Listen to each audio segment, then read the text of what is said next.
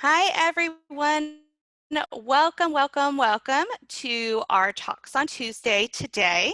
Today, we are going to talk about trauma and early childhood development. My name is Lisa Terry. I am with Virginia's Early Intervention Professional Development Team. We also have Corey Hill, Dana Childress, and Jeannie Schroeder, who is also going to be providing some backup support for our team today. And we're super excited to have Andrea Muffley here with us to present on today's topic. A little bit about Andrea is she is an occupational therapist with Helping Hands. And Andrea, if you want to go ahead and move to your bio slide, just so they can see a beautiful picture of you. Thank you. She's an occupational therapist with Helping Hands. She's also an adjunct faculty with South University. Andrea is also a master trainer in adverse childhood experiences, or the ACEs. Her special interests include sensory processing, self-regulation, infant mental health, trauma, early intervention, and family-centered practices. So I am going to turn it over to Andrea, who will present to you for the next hour. Again, for everyone that's just joining, I just want to say to make sure that your videos stay off during the next hour, and feel free to use the chat box if you have any questions. All right, Andrea, I'm going to go ahead and turn my camera and mute myself, but take it away. Okay, thank you so much for that great introduction, Lisa. My name is Andrea. I'm excited to be talking to you guys today about trauma. For the sake of video speed, I'm going to turn my camera off too, just so it goes a little bit faster and we don't lose any kind of web connection. We have some big things we're going to talk about during this presentation. Our goals for this part one presentation include learning about the different types of stress, learning more about ACEs, those adverse childhood experiences, self-regulation. The hand-brain model will save until next class because we just didn't have time for all of this information. And then we'll go into trauma's impact on global development. Today's presentation, we're going to focus specifically on the birth to 3 population, but trauma's effects last longer than that, so that's something to think about in the back of your mind as we go through this presentation. We're going to focus on its effects on the children we serve, but we want to understand also how it relates to their siblings, their caregivers, and the family system as a whole. But first off, I want to hear how you guys describe trauma. What do you see in the families you serve? You guys can type your answer into the chat, and that will give us kind of a basis for this presentation today.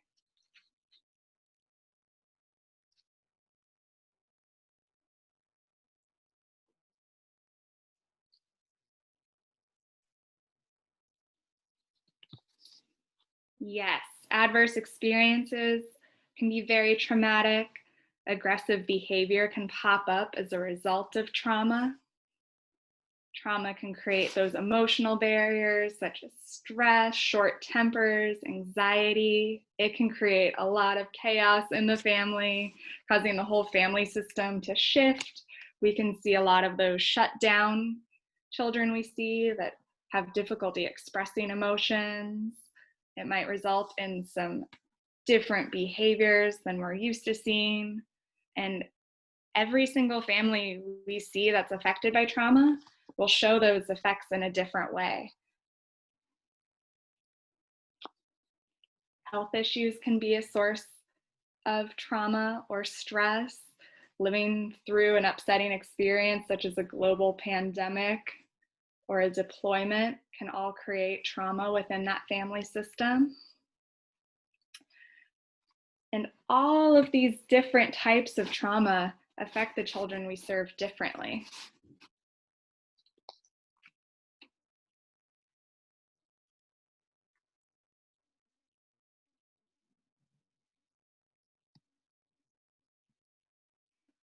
So when we think further into this question and we talk about the brain structures that are specifically impacted by trauma, we can look at this visual up on the screen because we know that chronic stress or trauma wires the brain for survival. Trauma directly influences our synaptic density and the myelination within those pathways. So it literally changes how we perceive information, how we process it, and how we respond. These changes are lifelong and can impact children 0 to 3 the most significantly because that is when the brain is pruning for synaptic density and myelination. So we know that the earlier a child has an experience to something, the more it shapes future development.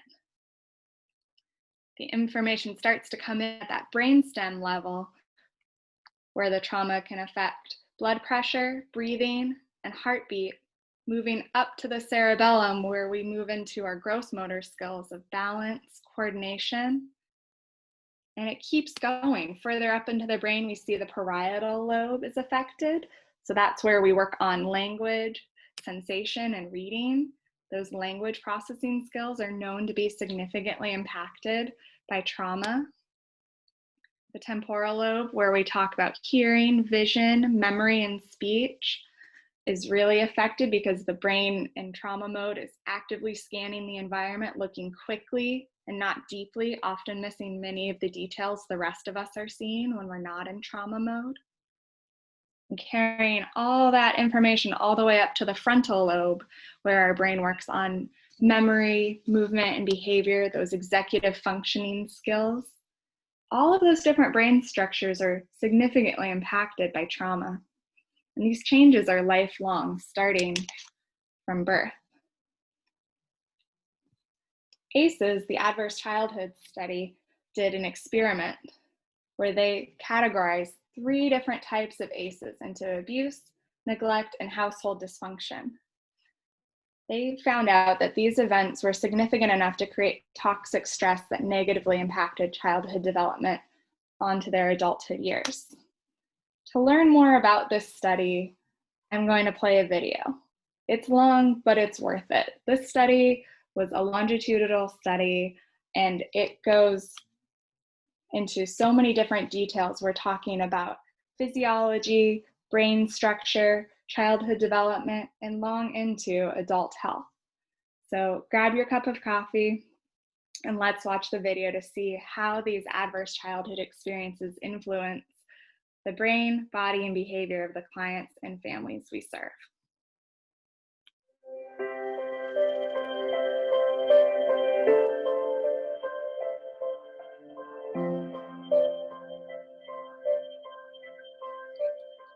A child's experiences early in life are important building blocks for the developing brain. Genes, nature, are like the blueprint. They provide the basic framework for brain development. However, genes do not design the brain completely. Environmental influences, nurture, fine-tune how the brain works by shaping which brain connections get used. Connections that are used more grow stronger and more permanent, whereas ones that do not get much use fade away. Together, genes and the environment build the foundation for all future development. Safe, stable, and nurturing relationships early in life lead to healthy development. But children's brains capture other experiences as well. Stressful events. However, not all stress is bad. Positive stress involves normal childhood experiences, like starting daycare or meeting a new person for the first time. This stress is essential for healthy development because it helps children develop coping skills and confidence. But when stress is frequent, chronic, and uncontrolled, it is toxic to children, especially when they do not have a caregiver to provide support or buffer the stress. Adverse childhood experiences, ACEs, such as abuse, neglect, exposure to intimate partner violence, parental depression or addiction, and poverty, are toxic stressors which could lead to lifelong changes in learning and behavior. ACEs early in development can impact social, emotional, and cognitive functioning, increased risk-taking behavior such as drinking and substance use, and increased risk of disease, disability, and social problems later in life. The question is, How do adverse childhood experiences impact a lifelong development? One of the most important systems in our body is our stress system. It's activated when we experience stress. We become alert, our heart rate increases, and so do our stress hormone levels, cortisol and adrenaline. Our body is ready to react, what is known as fight or flight. A short period of time after the stress is over, or if a child receives support from a caregiver, the stress response turns off and the body returns to a normal state. Adverse childhood experiences create stress responses that stay active, and without the support of a caregiver, the system has difficulty shutting off completely. This constant and prolonged activation can affect immune system functioning and increase the chances of sickness, infection, and disease. Prolonged activation of stress hormones is also toxic to the brain. Certain areas of the brain are more vulnerable to toxic stress, including the executive center or the brain's control center, an area important for solving complex problems, attention, reasoning, impulsivity, inhibition, and learning. A second area is the emotional center, the brain's alarm system, which is involved in processing and interpreting emotions and the ability to control impulses. The third area is the memory and learning center, the brain's filing cabinet, which plays a major role in learning and the formation and retrieval of memories. Science shows that adverse childhood experiences impact all of these brain centers. Behaviorally, what we begin to see is emotional distress, poor emotion regulation, greater impulsivity, learning difficulties, and physical and mental health problems. More recently, science has begun to look at how ACEs cause changes in gene expression through a process called epigenetics, which helps us understand how nature and nurture interact. Epigenetics causes changes in the way genes work without changing the DNA code itself. This occurs through chemical changes influencing how the code is used. In other words, genes are like the hardware in a computer. They determine the boundaries of what is possible. However, we need an operating system to tell the hardware what to do. Epigenetics is like the operating system directing the function of a gene's DNA hardware. The genes we are born with are the genes that we have for life, but experiences like nutrition, exercise, smoking, stressors, and relationships all affect our biology.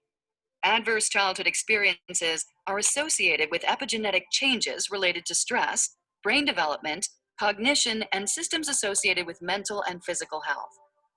Changes that happen early in brain development are more likely to be enduring and are possibly passed on to future generations as well.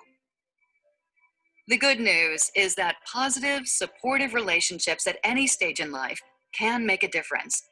However, supporting families and children early on will help prevent many of these negative outcomes. One of the key ingredients for healthy development is having warm, loving, and actively engaged caregivers. This involves promoting serve and return interactions, where caregivers actively and warmly engage with the child, making eye contact, responding to sounds, words, gestures, emotional needs, and sharing experiences like reading and play. Providing programs that support caregivers to strengthen these abilities are the blocks that build healthy foundations for life. Okay, so I love that video because it talks about all of the different domains of trauma. It talks about how it starts before birth, during birth, and even going into epigenetics. It talks about all of the different systems that trauma affects. So after watching that video, my question to you guys in the chat box is, how does trauma affect a child's development?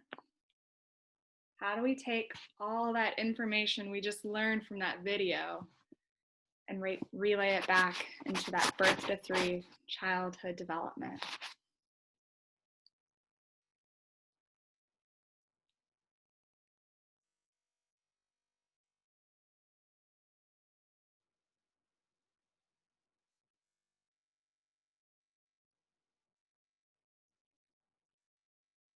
Speech and motor skills, social skills, attachments, regression, delays, developmental delays, impacts overall functioning, global development, neuron development, self-regulation, coping skills, lack of security, decreased confidence. That's a big one. And you guys are right. This has a huge impact that can be mitigated with positive relationships from a trusted adult caregiver or parent figure.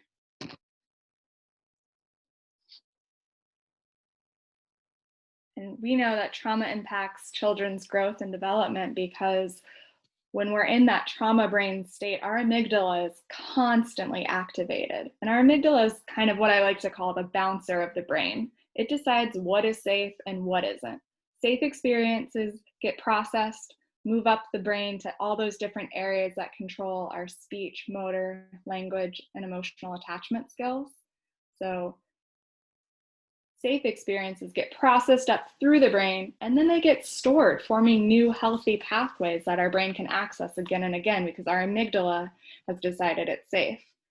But if our amygdala decides something is unsafe or unfamiliar, and we're constantly activated in that trauma state, where amygdala's only goal is to decide if we're safe or not, if we don't know what's going on or a child isn't sure, they're going to have a really hard time processing new information and new experiences because their amygdala is going to be so set on safety, they'll have difficulty attending to everything else, which can translate into that low frustration tolerance, restricted food, difficulty participating in a preschool setting. A lot of the things that we see with the children we serve can be related back to an overactive amygdala or trauma. But when we think about stress, is all stress bad? No. Stress has a purpose. It's our nervous system communicating a need. For the purpose of this talk today, we'll talk about 3 different types of stress: positive, tolerable, and toxic. Positive stress is a brief increase in heart rate, mild elevation in the stress hormones. In the video, they talked about this as starting a new preschool or seeing a new babysitter. Another example you'll see of positive stress is getting a shot or an immunization at the doctor. The child gets briefly stressed, the stressful event happens, they move on. They're buffered by a supportive adult during this process, and their hormone levels return to baseline. Their amygdala is not constantly activated, and it was a brief one-time event that they were able to process and work through. All of those factors, the time of the event, the type of the event, and the fact that it just happened once, creates a positive stress situation for that child. Moving up the ladder, we think about stress getting a little bit more serious. This is what we refer to as tolerable stress. It's a serious temporary stress that's buffered by a supportive relationship. In this picture, you can see the child is still stressed out, but the dad is staying with the child. He's got his arm around her. He looks a little tired by this tantrum, but he's hanging in there. And that's a big part of the difference between tolerable and toxic stress. The events could be the same, such as switching daycares or preschools, but it's buffered by that relationship, and the child is able to process it, return to their baseline hormone levels, and work through that stress. And having that buffer of that adult supportive relationship is what can keep it at a tolerable level before we move up to toxic stress. When we look at this picture, everyone is stressed out. The child is dysregulated, and so is the father. When we think about toxic stress, we're talking about the prolonged activation of the stress response system in absence of protective relationship. So the difference here between a tolerable stress event and a toxic stress event is a relationship.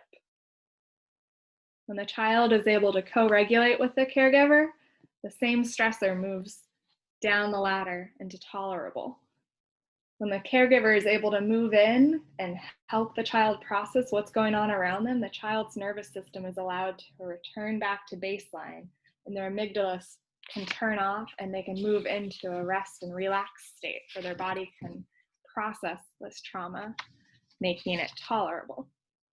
If the child lacks the supportive caregiver relationship, or maybe the caregiver is overwhelmed too, with either a deployment or a housing insecurity, if it's a stressor that's toxic to the child, usually it's toxic to the adult and their parent relationship also.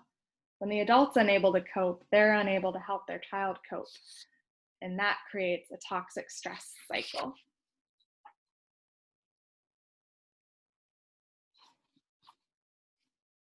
So when we think about the 3 variables in these levels of stress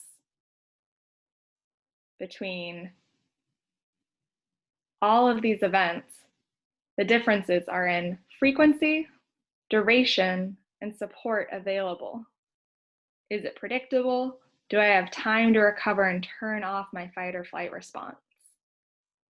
That's how we mitigate the effects of toxic stress.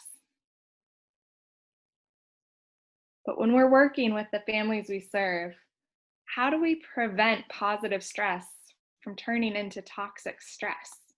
If you guys have any answers, can you type them into the chat box? I'd love to see what you do to work with your families.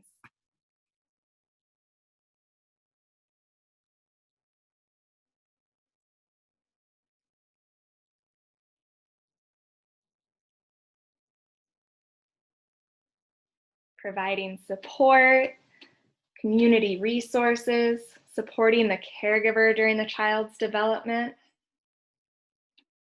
coaching the parent to increase awareness, using coping strategies that work for the whole family, offer encouragement and compassion, being a reliable support system to the family, coaching the parent on self-care, working with the family to learn how to read the child's cues, providing education to the parent so they know why we're working on stress and how the stress affects their child's development. These are all really great answers.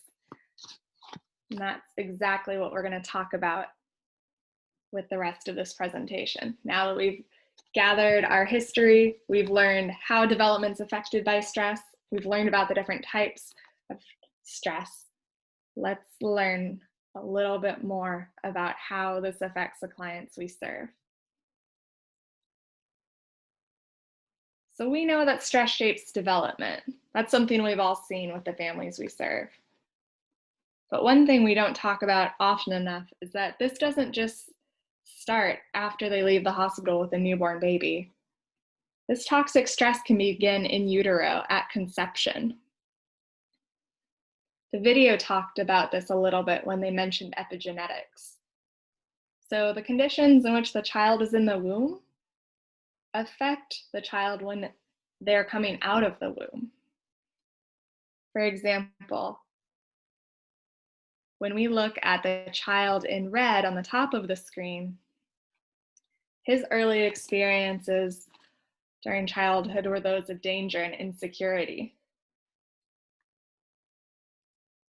His adaptation to these toxic stressors in his life was to turn on his fight, flight, or freeze system, keeping himself safe from the unpredictable family environment he was growing up in.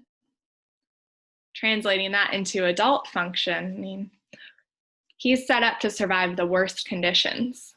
His nervous system is primed and ready to go, always looking for what's coming next. Because our brains are built on a use it or lose it system. Each time we learn a skill, a pathway is formed. And each experience or practice myelinates and strengthens that pathway so our brain is quicker to use those same skills that worked previously. So the experiences we have in childhood greatly shape how we adapt to future responses.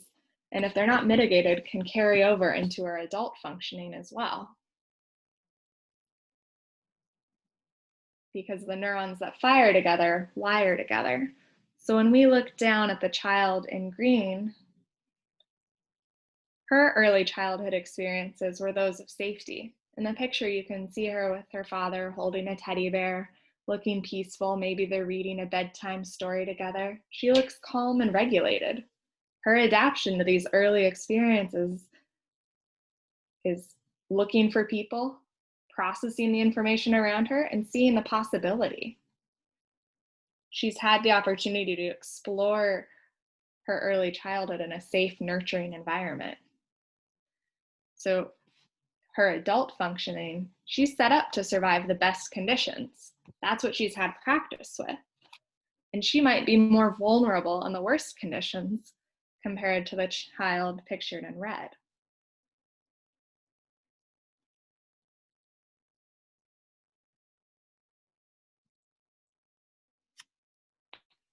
When a child's nervous system is seeking safety and security, they're not able to self regulate. Maslow says that these are the first two needs in the hierarchy towards self regulation. So when we have a child that isn't sure if their home environment is safe, if their caregiver is safe, if their caregiver can keep them secure, they're going to be constantly seeking that. They might be going up to other babysitters, other children, other adults, and asking, "Are you safe? Who's keeping me safe?" That's their first priority. So when they enter a preschool environment, they're not going up to the kids looking for new friends. They're going up to the other kids in their class looking for new enemies. Are you safe? Are you going to keep me safe? That's the question that's firing so often. It kind of stops everything else. They're so focused on seeking safety and security, they're not able to move up the developmental ladder to access those higher level skills, such as self-regulation. They'll get there, but first they need to know that they're safe.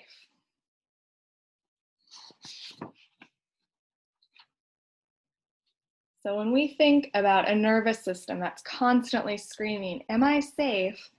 our nervous system is overreactive.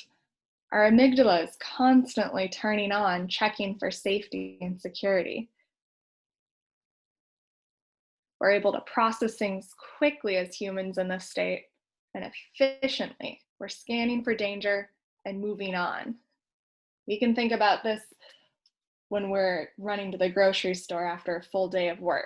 We might be preoccupied, we might just be focused on one or two things, and it's harder for us to move through that grocery store when we're in a hurry and our brain is in that stressful state, versus if we were going on a lazy Saturday morning and we had all the time in the world. The same task would have really different implications based on where our nervous system is at. Because stress rewires our nervous system, which makes it really difficult for young children to process things. So when we think about how we're processing information, my first thought as an occupational therapist is looking at our sensory system, our sense of sight, hearing, smell, touch, and taste.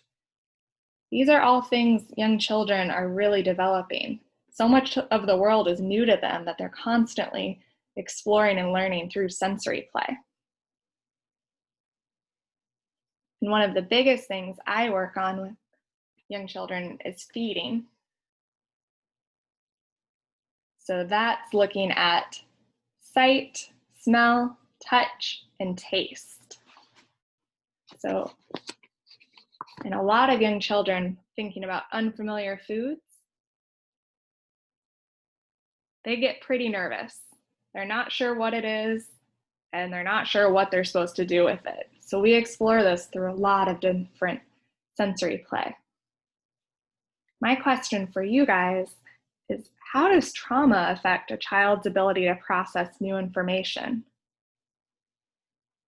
What sensory systems do you think might be impacted for a child who's constantly looking for safety? You can type your answers into the chat.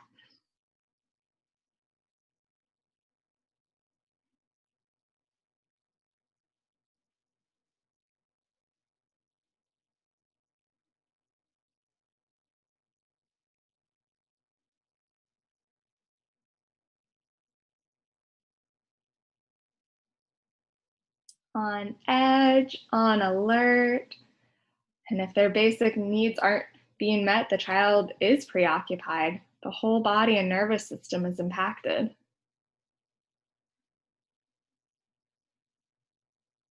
And if we're thinking that everything might be a threat, avoidance of new things can make sense. New sights, smells, tastes, and touch. If we don't know what it is, and our body is in fight, flight, or freeze, we don't know what it is. We're going to take that new item, run away from it, push it off of our high chair, never try it again. If it's new, it's not safe. This can make us seem inattentive to what's going on. And it can also create a mistrust or hyper use of our senses.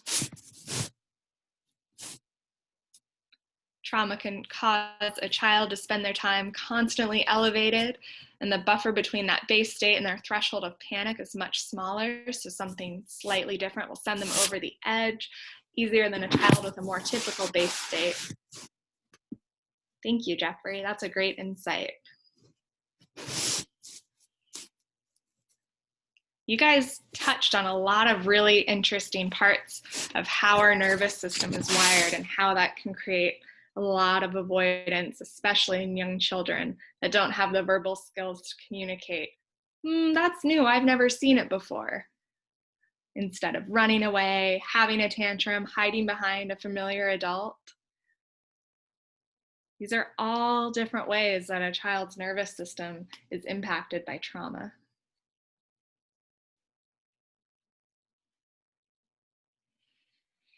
But when we think about trauma and its effect on development, the slides we've covered are just the tip of the iceberg. And already it can be really overwhelming to think about how we're adequately addressing that with all the families we serve. I like to break it down. I like to choose the one thing that the families are seeing on the surface. We call that our surface emotion. In this picture, you can see this visual of an anger iceberg.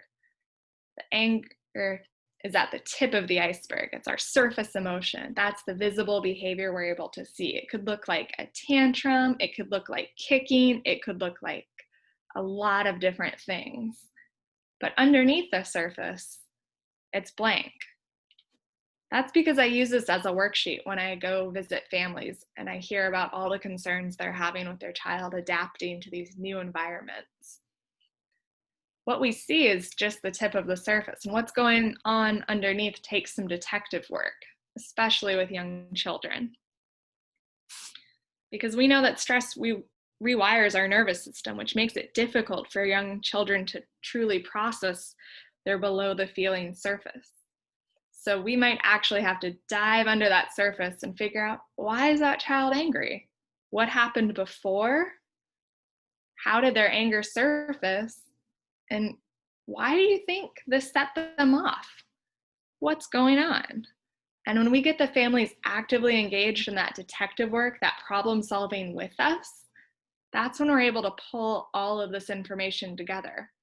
We know how the trauma is affecting their development, but we don't know what the family has seen throughout the week. So together we meet in the middle and we start to fill in the bottom part of this worksheet with the family's hypotheses, with ours, and together we can work through until we're able to pinpoint what's really going on. And that's how we come up with the solutions. So let's tackle this one together. How many of you guys have ever worked with a child and their complaint of the week is, this child is throwing everything? I know that's something I see a lot. So we're going to use that anger iceberg model. We're going to put throwing at the tip of this iceberg.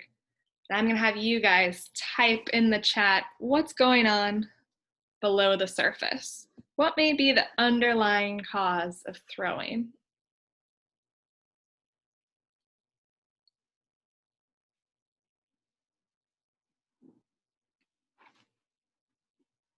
Attention seeking, frustrated, scared, emotional pain, hungry, trying to stop the parents from fighting, can't communicate with words, trying to show us with gestures.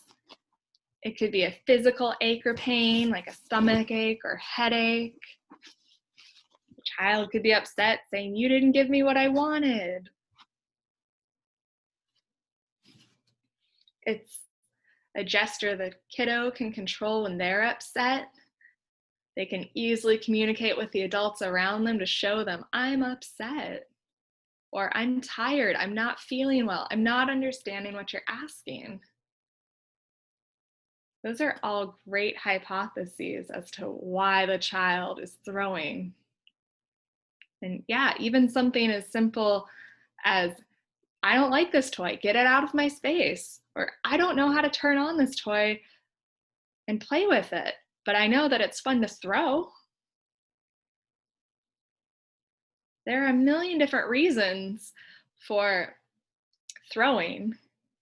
And when we're invited into a family's home to address this behavior with a child, we have to do this detective work, or else we're never going to get to the bottom of this.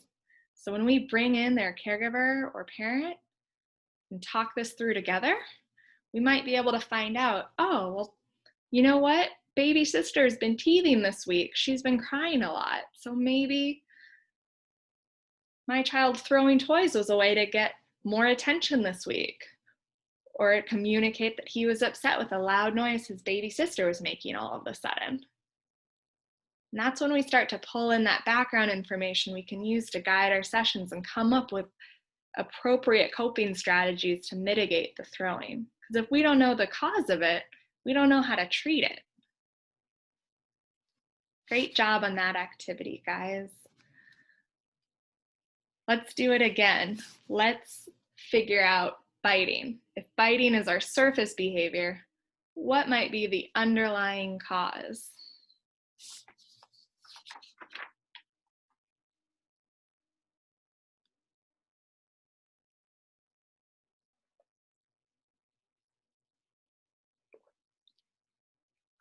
Sensory seeking, teething, difficulty communicating, was told no. Yes, that definitely is a reason to bite.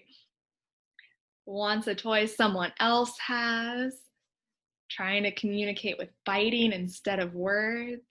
It is the most effective way to get what you want when another child has a toy. It is an effective means of communication, unfortunately.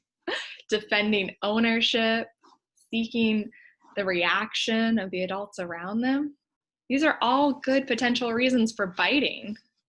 And especially in a daycare setting when there's a lot of children around, getting the other kids to leave you alone, that defensive mechanism of biting is quick. It works really, really well. So when we're thinking of our fight, flight, or freeze brain trying to get us the quickest, safest response, biting is one of the first ones to pop up. You bite someone, they instantly back away. You've met your goal. Now, how do we figure out how to retrain that?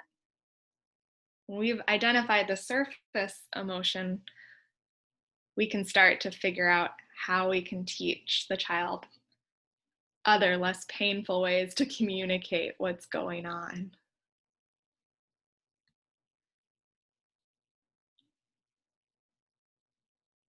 And a lot of what you guys were talking about in the chat, we were really looking at, why is the child doing this? What's going on? You guys had your detective hats on and you were ready to start problem solving.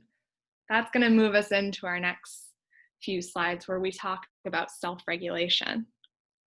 Contrary to what people talk about when we learn about self-regulation in school, when we learn about it online, when we work with other professionals about it, we think self-regulation is a skill we all have. It's not. Self-regulation is not a skill we are all born with. Self-regulation is a skill that is taught and refined over time. And unlike a regular skill where we start and we slowly move up the ladder, self-regulation is an equation. When we take the task demands and divide them over the child's skills and resources, That's where we get our equation for self-regulation.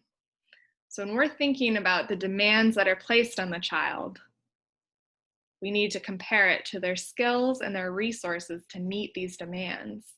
If they don't have the developmental skills or the resources available, they won't be able to meet these task demands, and their self-regulation is going to look like it's not age appropriate. But maybe it's not their self-regulation. Maybe it's that the task demands were too high, or we didn't scaffold the activity appropriately. So when we're thinking about self-regulation, keep the equation theory in mind. Task demands over a child's skills and resources. That's how we find self-regulation. However, self-regulation changes over time too, just like all areas of development. We start with caregiver regulation, moving up into caregiver cued regulation. When the cues between the infant and caregiver get solidified, they move into a state of co-regulation. And from 18 months onward, they enter a state of guided self-regulation, where the toddler is slowly learning how to self-regulate throughout their daily experiences. So, what age do you think children are able to self-regulate? You can type your answers into the chat.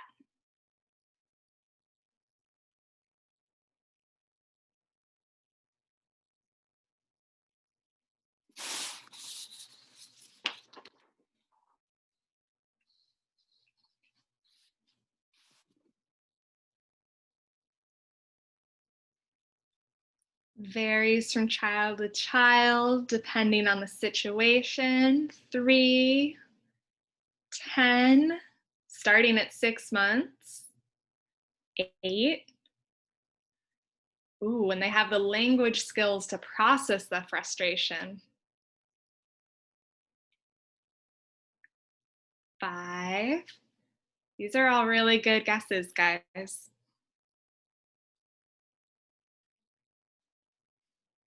Okay, I'm not going to keep you waiting anymore. We're going to look at that chart and we're going to go over it again, because depending on the child, all ages can learn some basic self-regulation skills. You guys are right. When the foundations are laid, we're working on self-regulation. So let's look at that chart again. From 0 to 3 months, caregiver regulation. Let's think about what that means. An infant at this stage, from 0 to 3 months, they're dependent on their caregiver. They're dependent for sleep, food. All of their needs at this point are being dictated by their caregiver. They don't have any visible cues, any auditory cues. They're completely dependent on their caregiver for regulation. From 3 to 6 months, when their developmental skills increase, they're able to coo, they're able to look, they're able to gesture a little bit. When the infant's able to participate just a little bit, they're able to give cues to their caregiver, moving up a tier into that caregiver cued regulation.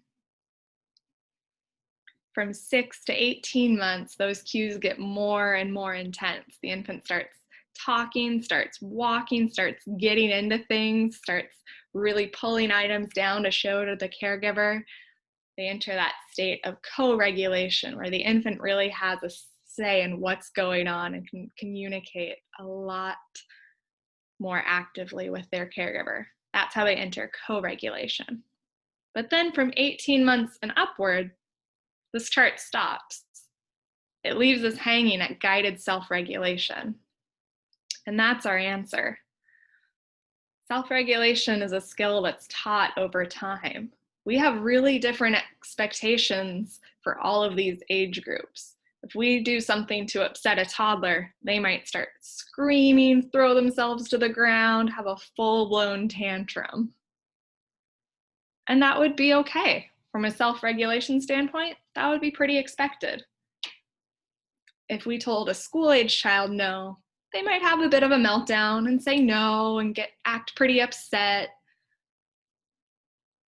But they're not going to throw themselves to the ground. It won't be the end of the world like it would be with a toddler.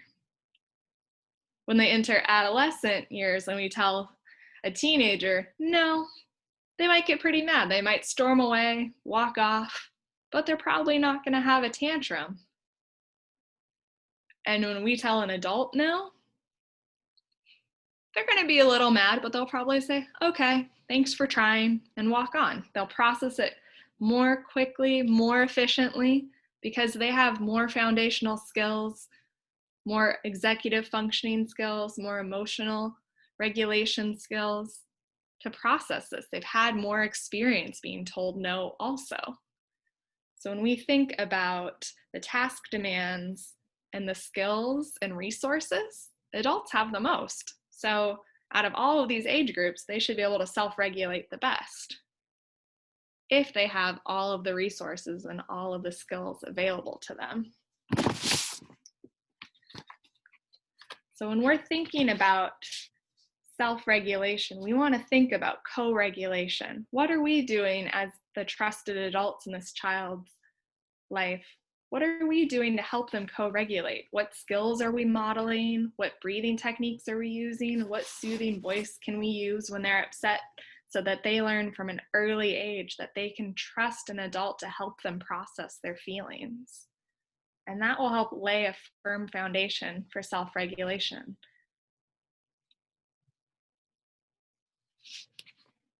But how does self-regulation work during a meltdown? Are they still regulated if they're in a meltdown? Doesn't look like it. They look regulated when they're down at the bottom of this bell curve on the left side of this chart. Regulated when they're at their baseline or their full capacity. This is the best place for children and adults to be able to process information. They're fully ready to learn. Their fight or flight system is off. They're ready. But if a triggering thing happens, if they lose a favorite toy or get told no, they might start to move up this bell curve and enter into a state of dysregulation. So when the child is dysregulated, their amygdala sounds the alarm. The alarm is sounding. They are looking for safety. They are having a hard time processing anything because the amygdala actually turns off the language center in your brain so that other areas of your brain can be activated for a fight or flee situation instead of talking. And that might be why you see more screaming, trying to find words, all of those phases of a tantrum is because the language center of our brain is shut off at this point. So when the triggering event or being told no goes away or gets a little bit of time, the child starts to move down this bell curve from dysregulated into a cool down period. You can see that this part of the graph is a little bit more smudgy. It might not always be a slide down. It might be more of a back and forth, and it might spike a few more times because the cool down is a slow recovery process. It's preparing the brain to return to baseline. But we know that for children who are wired for trauma, their baseline is much higher. And it might take longer to return because they're used to their amygdala being activated for longer periods of time. So those tantrums or periods of dysregulation might also last for a longer period of time.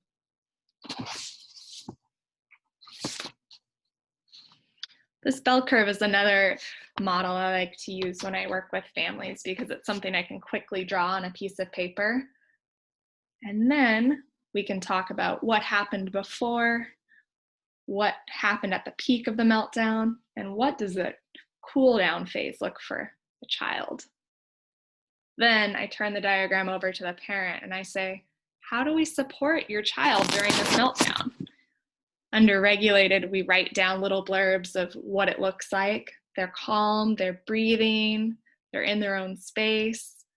Dysregulated, I'll have them label also. It might look like kicking, screaming, throwing. That way I'm able to pinpoint when they're at the height of this dysregulation. And then I'll have the parent describe what the cool down process looks like. Is this a child that likes hugs? Is this a child that likes their own space? And then when we have all of those different variables identified, so the parent and I are working towards the same goal, with this child, I'll have them draw on here. Where do I support a child during a meltdown? I'm going to have you guys do that with a stamp tool. So reach up to the top of your screen, click on the little pencil icon that says annotate. Little box will pop up with a stamp. You guys can select a stamp and put it on the screen to tell me, where do we support a child during a meltdown?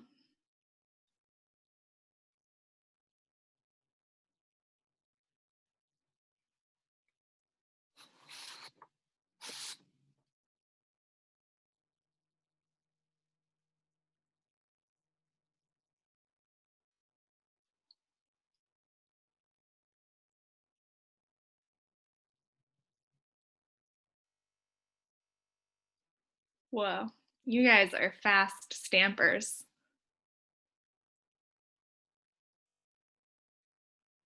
Okay, so I'm seeing stamps all over this bell curve. And you guys are all right. Because we need to support a child when they're regulated, dysregulated, and cooling down. As the trusted adult in this child's life, we need to show them that adults are available for support and co-regulation no matter how the child's feeling. They can reach out for support when they're calm, and they can reach out for support when they're upset. And when they're cooling down and not quite sure how they're feeling, they can reach out to us too. The ways in which we support them might look a little bit different, but we'll go into that more during part 2 of this webinar. Then when you guys go up to the top, make sure you turn off that annotate feature.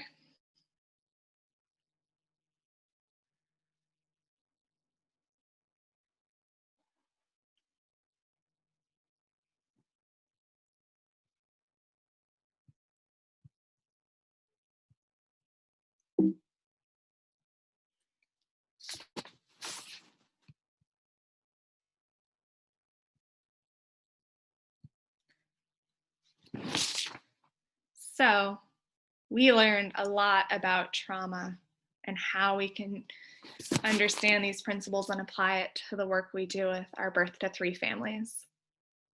My request for you guys is that you take this model and you teach it.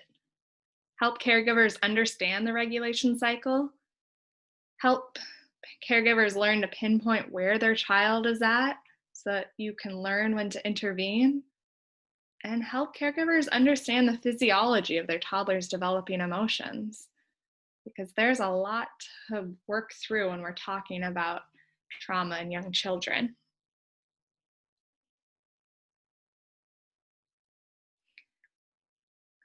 Up next, we will meet again on November 10th for part 2 of this webinar, where we are going to dive into how we can use these strategies and apply them to our work we do with our families.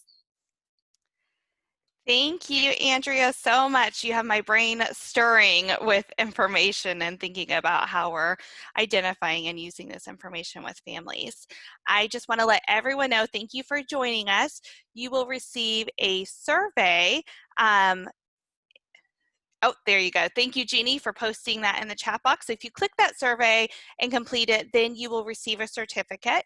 And just remember, next month in November, when we have our second part 2 Talks on Tuesday, it is not going to be on our typical first Tuesday of the month. This will actually be on the second Tuesday. So just make sure you have that down. That's November 10th. You are already automatically eligible after you, if you already registered for today, just so you know that. I'd also say to go ahead and check out our social media pages. We post a lot of different resources and coming up information for resources, any kind of events that are coming up. And you can follow us on Facebook, you can follow us on Twitter, Instagram, or YouTube. And yes, the time is 12 to 1 p.m. Eastern time. And I'm going to, there you go. I just posted all of our social media links in there for you. So thank you again, everyone. Thank you, Andrea, so much. We super appreciate all of the hard work that you put into this. And we'll see everyone for part 2. you have any questions, go ahead and type them in the box.